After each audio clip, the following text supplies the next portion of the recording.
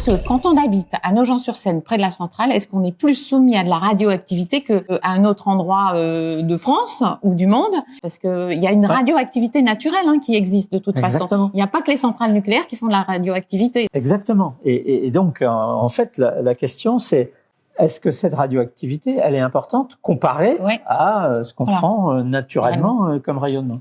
Une année de séjour autour de la centrale. Voilà, un habitant de Nogent, il reçoit finalement une dose de rayonnement qui est inférieure à, alors c'est une unité barbare, peu importe, moins de 0,01 millisievert.